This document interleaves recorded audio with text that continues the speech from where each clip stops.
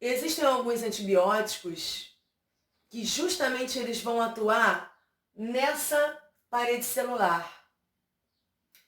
Eles vão atuar destruindo esse açúcar, esse peptidoglicano.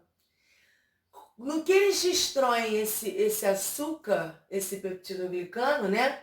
O que acontece? Essa parede celular se rompe. E aí a bactéria perde o quê? Perde a resistência e a sustentabilidade. Fica enfraquecida. No que ela fica enfraquecida, as nossas células de defesa conseguem englobar a bactéria e destruir. Tá? Então, se vocês lerem na bula, algumas bulas até tem. O antibiótico ele atua exatamente aqui. E aí ele vai pegar, ele vai enfraquecer, ele vai romper essa parede, esse peptidoglicano, esse açúcar, né? Essa parede celular se rompendo, a bactéria vai ficar sem resistência e sem sustentação, facilitando então o trabalho de quem? Do nosso sistema imunológico, das nossas células de defesa, que vão lá, já que a célula está sem resistência, pum, englobou e destruiu. Bom, voltando para a membrana plasmática de um modo geral, ela tem,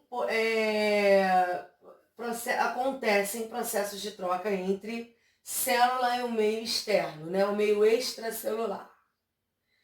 Então, existem 3 formas diferentes desses processos de troca. São os processos passivos, que a gente vai ver, que é difusão e osmose, tá? O processo, ativo, que é a bomba de sódio e potássio, e os processos envolvendo vesículas, tá? Que aí a gente vai ver mais pra frente, ainda nesse capítulo, fagocitose, endocitose e exocitose. A gente vai ver já já. Processos passivos. Antes da gente chegar em processos passivos, vamos entender o que é soluto e o que é solvente. O solvente ele é a água. E o soluto vai ser a substância que a água vai dissolver. No caso aqui pra gente, o que é importante é isso, vocês terem em mente. No livro tem explicação mais detalhada, mas é isso, é basicamente isso. A água serve de solvente. O soluto vai ser o quê? Substâncias que ela vai precisar dissolver. Substâncias essas, professora, mas que substâncias, né? A gente vai pensar em nutrientes, a gente vai pensar em toxinas. De um modo geral, a gente vai pensar nos gases, tá? Essa água, como ela serve na célula, ela tem a função de veículo e ela tem a propriedade de dissolver qualquer substância, então ela vai atuar na dissolução do soluto. Para quê? Para facilitar o transporte, a entrada e saída desses solutos, na realidade, a entrada e saída deles, tá? Então, concentração, meios hipertônico. Eu tenho mais soluto e menos água, menos solvente. Meio hipotônico, eu tenho mais água e menos soluto. Meio isotônico, está equilibrado. Eu tenho a mesma quantidade de soluto e a mesma quantidade de água. Já já vocês vão entender para que vocês estão aprendendo isso, né? Porque está meio solto, mas vocês vão entender. E aí os processos passivos, como eu já havia falado, são difusão e osmose. Então agora vamos lá. Difusão passiva. Movimentação de partículas de soluto. Por isso, olha só, já falamos o que é soluto, então agora vocês já sabem, né, que são substâncias que vão ser diluídas na água para poder entrar e sair com maior facilidade da célula. E aí o que acontece? Aqui, ó, já fala direto. Movimentação de partículas de soluto. Então, esse soluto ele vai sair do meio hipertônico, que é o meio onde tem muito soluto, e vai para o meio hipotônico, que é o meio onde tem mais água e menos soluto. Ah, professora, mas qual é o objetivo? Igualar. O nosso organismo ele está sempre buscando o equilíbrio. Tanto o equilíbrio interno como o equilíbrio com o meio ambiente. Então, sempre a busca é por igualar. E aí, nesse caso, o soluto, o que ele faz? Ele sai do meio hipertônico para ir para o meio hipotônico com o objetivo de igualar. E aí, como exemplo dessa difusão passiva, nós temos a respiração celular. O que acontece? A respiração celular é o seguinte: a gente vai obter o oxigênio através da inspiração, né? A gente vai obter nutrientes através da ingestão de alimentos, e aí esses alimentos serão digeridos e transformados em nutrientes. E a gente tem a água que fica circulante nas células, no organismo inteiro, e além disso, além dessa água ficar circulante, a gente também ingere água, né, para repor, porque a gente tem perda de água. Então vamos pensar aqui: nutrientes, oxigênio e água. Só que no caso dessa respiração celular, nesses nutrientes a gente vai pensar em glicose, tá? Porque é a glicose que vai permitir, a obtenção de energia.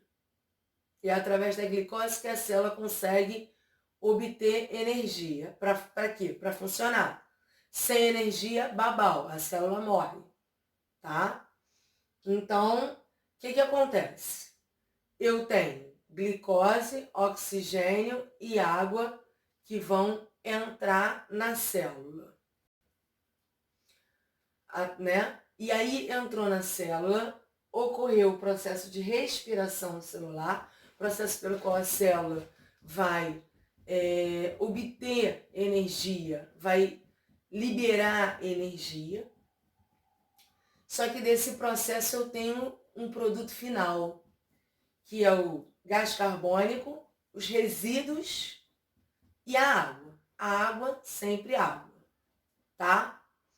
O que acontece? Esse gás carbônico, ele precisa sair do meio hipertônico, que seria o interior da célula, para o meio hipotônico, que é o exterior da célula, que é fora da célula. É onde vai ter mais água nesse momento e pouco gás carbônico. Como ocorre a busca de equilíbrio, esse gás carbônico, ele tende a quê? A sair da célula, graças a Deus. E os resíduos também vão sair da célula. É graças a esse processo e graças a essa difusão passiva, né, que eu tenho tanto a entrada de oxigênio na célula, porque do lado de fora eu obtive lá o oxigênio, ele está lá na corrente sanguínea. Ele vai acumular na corrente sanguínea. Então ele sai, a célula está com pouco oxigênio. O que acontece? Ele sai da corrente sanguínea e vai para a célula. Porque ele vai sair do meio hipertônico para o meio hipotônico, que nesse caso é a célula. Ocorreu o processo todo de respiração celular. Eu tenho o quê? Resíduos e gás carbônico. Esse gás carbônico e esses resíduos precisam o quê? Sair fora. Já pensou se ficasse dentro da célula? Ia morrer, a gente ia morrer rapidinho, intoxicado. Ninguém ia nem crescer, né? Ninguém nem ia virar adulto, nem criança. Então, graças a esse processo que a gente tem o quê? O oxigênio, ele entra na célula e o gás carbônico ele sai. Por que ele sai? Porque ele sai do meio hipertônico, que no caso aí é a célula, no resultado final da respiração celular. O que restou? Gás carbônico e resíduos. Ele está acumulado na célula. Então ele sai do meio hipertônico, que é a célula, e vai para a corrente sanguínea, que é o meio, no caso aí, hipotônico, que está pobre em gás carbônico. E aí esse gás carbônico vai ser eliminado através da respiração pulmonar, né? Na expiração, ele é eliminado na expiração. É óbvio, gente, que isso acontece a todo momento. A gente fala assim, de forma pausada, meio didático, né? Para vocês entenderem. Mas isso ocorre a todo momento, porque a todo momento a gente respira. A gente inspira e expira, inspira e expira. E a todo momento nossas células estão fazendo o quê? Obtendo energia para quê? Para o organismo funcionar. Se não tem obtenção de energia, não tem como o organismo funcionar. Se ele não funciona, ele morre. Tá? Então, Qual seria o objetivo da respiração celular? Obtenção de energia. Qual o objetivo de obtenção de energia? Manter o organismo funcionando, o organismo vivo. Senão, acabou. Difusão facilitada. Aí nós temos permeases, tá? Que são, na realidade, elas são um composto especializado. Um exemplo dessas permeases é a insulina. A insulina, para quem não sabe, é um hormônio. Então, nós podemos dizer que, neste caso, as permeases, elas são o quê? Hormônios, tá? E aí, qual é a função dessa insulina? Né? Manter o controle aí da glicose. A insulina, ela retira a glicose do sangue e joga nas células. Por que difusão, tá aqui, difusão facilitada e não difusão passiva? Porque na realidade aqui eu preciso da ajuda de, no caso aqui, um hormônio, né? Que seria o quê? Seria um composto facilitador para isso acontecer. Se eu não tenho esse composto facilitador, isso não acontece, que é o caso de quem? Do diabético. Como o diabético produz pouca insulina, ele produz em alguns casos, tá, gente? São vários tipos, eu não vou entrar em detalhes aqui. Mas um dos casos da diabetes é a baixa produção de insulina no pâncreas. E aí o que acontece? Se eu tenho uma baixa produção de insulina no pâncreas, essa glicose acumula no sangue e não chega na célula. Tá? Então por isso não podemos chamar de difusão passiva. Mas chamamos de difusão porque é semelhante. Por que é semelhante? Porque com o auxílio da insulina eu tenho, veja bem, comi aquele pãozinho no café da manhã, delícia. Hoje eu comi pão com ovo. O que acontece, gente?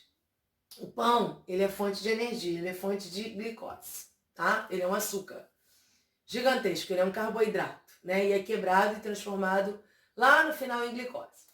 O que acontece? Comi meu pãozinho. Como eu, graças a Deus, sou saudável, não tenho diabetes, né? O meu organismo, o meu pâncreas, quando aquele pão lá foi digerido e tudo mais, que caiu lá a glicose no meu sangue, o pâncreas foi lá, produziu a insulina, pegou a glicose que estava em excesso no sangue e jogou para a célula. Para quê? Para manter equilíbrio. Então, tirou do meio hipertônico, que nesse caso seria o sangue, para colocar no meio hipotônico, que eram minhas células que estavam com baixa de glicose, inclusive eu estava com muita fome. Isso é um sinalizador de que eu estava com baixa de glicose no organismo, tá? Também serve como sinalizador. E aí o meu pâncreas foi lá, produziu a insulina, tirou a glicose lá do sangue, colocou, jogou para as minhas células. Beleza, fiquei saciada, fiquei sem fome.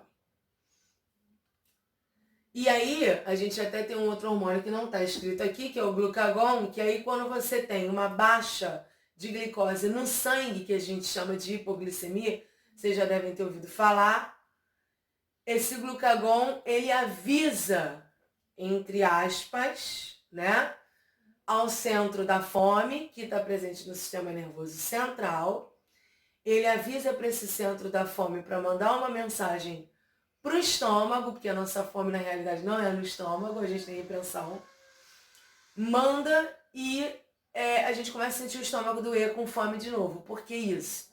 Porque está tendo uma baixa de glicose no sangue. E aí a gente ingere alimentos que são transformados em glicose para poder cair de novo no sangue. Então acontece esse equilíbrio, né? Não pode nunca estar desequilibrado. Então, por isso que a gente tem esses hormônios também para controlar.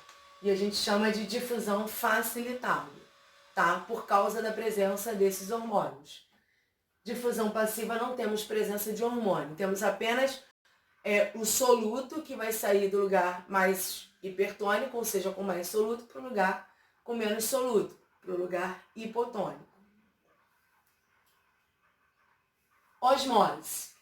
É o contrário. A gente não falou na difusão passiva de soluto, agora a gente vai falar de solvente. E aí, por que é o contrário? Porque a gente está falando com relação à água, com relação ao solvente. a água passa do meio hipotônico, ou seja, onde eu tenho uma maior concentração de água e menos soluto, para o meio hipertônico, que é onde eu vou ter o quê? Mais soluto. Para quê? Para manter o equilíbrio. A importância é sempre a busca do equilíbrio, né? Então, aqui é o contrário, aqui, ó, função de igualar as concentrações. Fazer com que as concentrações, as duas fiquem o quê? Isotônicas, tanto no meio intracelular quanto no meio extracelular. Então, na difusão passiva, a gente fala com relação ao soluto. E na osmose, a gente fala com relação à água. Então, vamos lá? Qual seria a diferença? Difusão passiva é o soluto que sai do meio hipertônico para ir para o meio hipotônico. Para quê? Para manter o equilíbrio e fazer com que as concentrações se igualem. Na osmose, é a água que vai sair do meio hipotônico para o hipertônico. Por quê? Porque no meio hipotônico eu tenho mais água e menos soluto. No meio hipertônico eu tenho pouca água e muito soluto. O que ela faz quando ela sai do hipotônico para o hipertônico? Ela está buscando o quê? Fazer com que os dois meios estejam igualados. Os dois meios fiquem isotônicos. Que meios são esses? Intracelular e extracelular. E aí a gente tem a pressão osmótica, que é importantíssima, porque a água não pode sair de todo, né? Já pensou?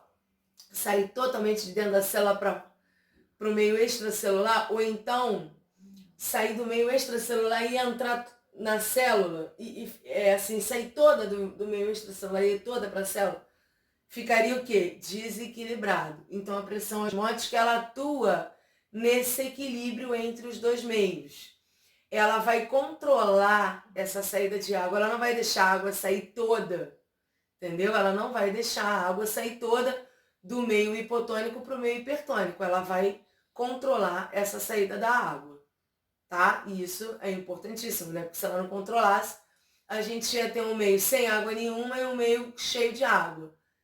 Seria o quê? Aconteceria o quê? Desequilíbrio. E desequilíbrio não pode acontecer. E aí um exemplo aqui, ó, soro, reidratação oral.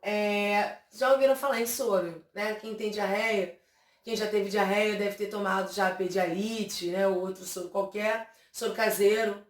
Por que toma soro, né? Porque o soro ele é isotônico com relação à nossa corrente sanguínea, tá? Ele é isotônico. Então, ele cai na corrente sanguínea para quê? Para fazer um equilíbrio, né? E aí vai atuar lá no intestino, controlando essa saída de água. Porque, na realidade, quando a pessoa está com diarreia, ela está eliminando água, muita água, junto das fezes. A prisão de ventre é ao contrário.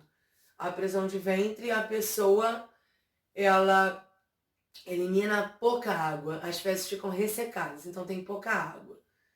O soro na diarreia, ele na realidade, ele não vai prender o intestino. Ele vai reidratar o corpo. Por que ele vai reidratar? Porque como ele é isotônico também, ele faz o equilíbrio. Então, vai parar, a água vai parar de sair em excesso da onde está saindo, né? E vai, que acontece? Ela vai parar, tipo assim, vamos pensar em intestino para vocês compreenderem melhor. Tomando soro, eu tenho lá muita água saindo lá junto com as fezes. O que o soro vai fazer? Ele vai controlar essa saída de água. Então, essa saída de água, ela vai parar. E aí vai parar a diarreia. E além disso, vai o quê? Vai reidratar. Por que vai reidratar? Porque eu tenho meio isotônico, eu tenho concentrações iguais. Aí eu estou ingerindo um meio isotônico, que seria o soro, para poder hidratar o organismo que está desidratado. Por que está desidratado? Porque está perdendo muita água para o meio quê? Externo. Né? Então ele está super desidratado, está perdendo água para o meio externo. Então eu preciso de um meio isotônico isotônico com relação ao quê? À corrente sanguínea, para poder manter as células hidratadas, as células de um modo geral, né? Porque na realidade a gente pensa assim, tá desidratado, mas é só lá no intestino. Não, não é, né? A desidratação ela é no organismo inteiro. Então eu preciso repor, de alguma forma eu preciso repor o quê? Eu preciso repor líquido. Água básica serve sem ser soro? Não, porque ela não vai ser isotônica. Vai continuar o processo. Então, como o soro é isotônico, ele vai reidratar o organismo. Bomba de sal de potássio, aí já não é transporte passivo, é transporte ativo, tá? Por quê? Porque tem gasto de energia. E eu vou ter aqui dois íons participantes, muito importantes, o sódio e o potássio, o nome já diz, né? E aí o que acontece? As proteínas vão movimentar os íons, tá? E esse gradiente de concentração, ele funciona com gasto de energia. Peraí só um instantinho, voltando aqui, perdão. Deixa eu voltar aqui. O que acontece? O sódio, ele vai ter que sair da célula e o potássio vai ter que entrar na célula, tá?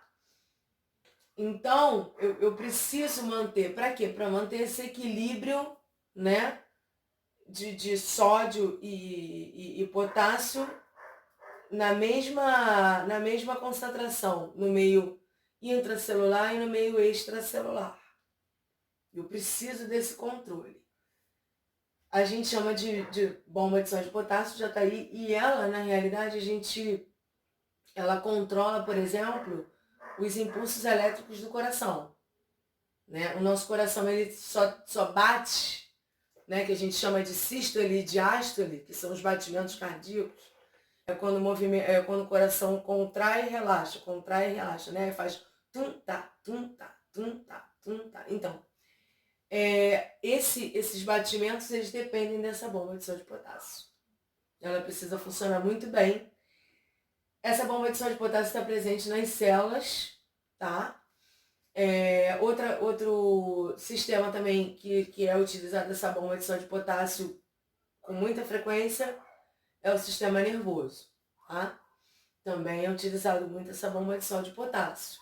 Eu preciso desse transporte de sódio e potássio a todo tempo do meio intra para o meio extracelular, do meio extracelular para o meio intracelular. Quando entra um, sai o outro. Quando entra, entendeu? Então, entra. E por que tem gasto de energia? Porque na realidade aí, não necessariamente eles vão procurar, por exemplo, onde tem menos concentração de potássio é que ele vai, não. Muito pelo contrário.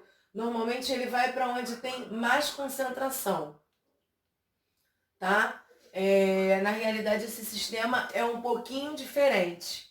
Então por que eu vou ter gasto de energia? Eu vou ter gasto de energia porque eu vou ter que ter um equilíbrio, tá? E para manter esse equilíbrio é mais complicado porque eles não seguem muito o parâmetro dos transportes anteriores e sempre para o lugar que tem menor concentração. Transporte de grandes moléculas. Partículas grandes, vesículas, tá? Presentes também na membrana plasmática. E aí a gente vai ter dois tipos, endocitose e exocitose. A endocitose a gente tem dividida em fagocitose, quer dizer, ela tem na realidade dois tipos. Fagocitose e pinocitose. A fagocitose. Glóbulos brancos que vão englobar micro-organismos, eles englobam e destroem. E pinocitose, meio extracelular, líquidos e algumas partículas de proteína. O que acontece? A fagocitose, ela vai acontecer no meio intracelular, tá? Ela vai acontecer no meio intracelular, que são os glóbulos brancos que vão fazer essa fagocitose, englobando o micro-organismo e destruindo. No caso da pinocitose, o que acontece? Essas vesículas, elas englobam líquidos e algumas partículas do meio extracelular, tá? Para que isso? Elas vão englobar para a célula poder aproveitar, né? Partículas grandes, por exemplo, de proteínas, a célula não conseguiria aproveitar por transporte passivo. Então, tem que ter esse transporte de grandes moléculas que utiliza o quê? Vesículas. E aí a gente falou de endocitose, né? Aqueles dois casos, que é a fagocitose e a pinocitose. E temos a exocitose, que não é endocitose. Olha a diferença. Endo, dentro. Então, para dentro da célula. Exo, para fora da célula. Vesícula formada no interior da célula, mas que na realidade, olha só, tem a função de levar resíduos para o meio extracelular. Lembra quando eu falei da respiração celular? Aí a gente vai ter lá, né? O gás carbônico, os resíduos e a água. O gás carbônico, ele é eliminado, na realidade, através de difusão passiva. Mas os resíduos, eles também podem ser eliminados, aqueles resíduos maiores, eles podem ser eliminados através do transporte de grandes moléculas, através da exocitose, tá? E aí a vesícula, já viram estilingue, né? Eu sou totalmente contra, porque eu não vejo graça nenhuma em matar um bichinho inocente, um passarinho por divertimento, né? Eu realmente sou contra, fica aí o recado, né, gente? Não é engraçado, não é bacana, não é legal matar os bichinhos inocentes sem a mínima necessidade só para se distrair, né? Vai jogar Angry Birds, que tem lá o estilingue e é só brincadeira, tá? Não façam isso na vida real, porque é maus tratos, né? É ruindade com bicho.